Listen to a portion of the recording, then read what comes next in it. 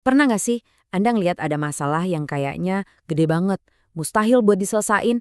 Hari ini kita bakal bedah sebuah studi kasus kepemimpinan yang luar biasa dari masa lalu. Tentang gimana satu orang bisa jadi inspirasi buat perubahan total. Yuk kita selami bareng kisah Nehemia.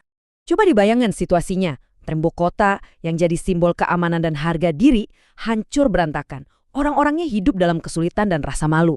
Ini bukan cuma soal bangunan loh, ini krisis moral, krisis kepercayaan diri yang dalam banget. Jadi, taruhannya sangat tinggi. Ini dia nih pertanyaan utamanya. Mereka itu nggak cuma butuh tukang batu atau insinyur.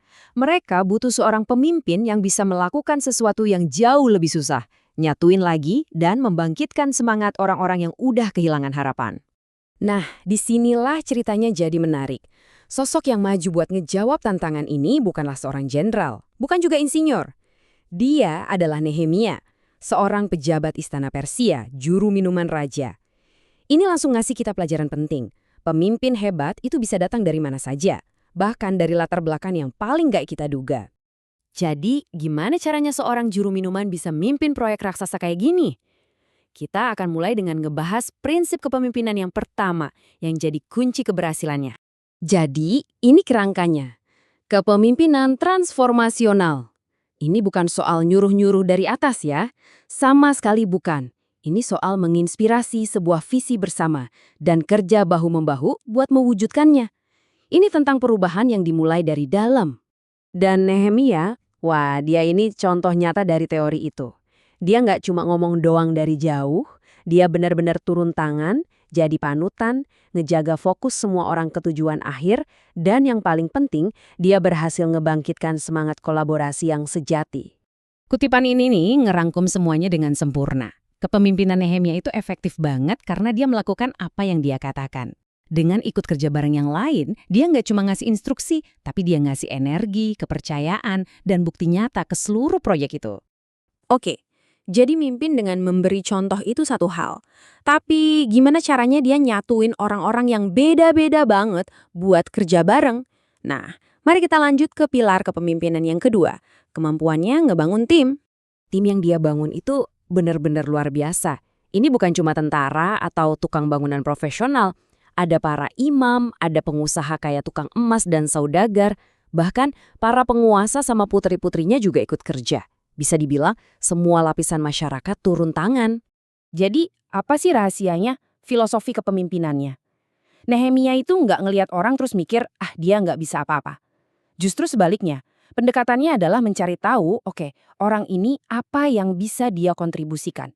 Dia melihat potensi unik di dalam setiap orang. Perbedaannya tuh jelas banget kan? Di mana pemimpin biasa mungkin bakal misah-misahin orang berdasarkan status atau kerjaan, Nehemia justru nyatuin semua orang di bawah satu visi yang sama. Dia mengubah sekelompok orang jadi satu tim yang solid. Oke, jadi kita punya pemimpin yang turun langsung ke lapangan dan tim yang isinya macem-macem tapi kompak banget. Hasil dari kombinasi hebat ini kayak apa? Nah, siap-siap karena hasilnya bener-bener bikin kaget. 52 hari. Bukan tahun, bukan bulan. Cuma dalam 52 hari, proyek yang kelihatannya mustahil itu kelar. Ini bener-bener bukti nyata betapa dahsyatnya kepemimpinan dan kerjasama tim yang luar biasa. Jadi, ini bukan sulap ya. Hasil yang spektakuler ini tuh ya buah dari prinsip-prinsip yang udah kita bahas tadi.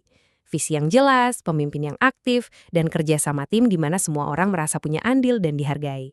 Kisah ini tuh bukan cuma cerita dari masa lalu. Ini tuh semacam blueprint kepemimpinan yang masih relevan banget sampai sekarang. Yuk kita tarik pelajaran-pelajaran praktis yang bisa kita ambil dari Nehemia. Nih, ada 4 poin pentingnya. Jadilah proaktif, jangan cuma nunggu masalah selesai sendiri. Hargai orang lain karena semua orang punya peran. Fokus sama potensi mereka, bukan kekurangannya. Dan yang paling penting, bangun kerjasama tim yang solid buat memaksimalkan kekuatan semua orang. Nah, sebagai penutup, coba deh kita refleksiin ke diri kita sendiri. Tembok yang perlu dibangun lagi itu bisa jadi proyek di kantor, masalah di lingkungan rumah, atau bahkan tujuan pribadi Anda. Belajar dari Nehemia, langkah proaktif pertama apa yang bisa Anda ambil hari ini juga?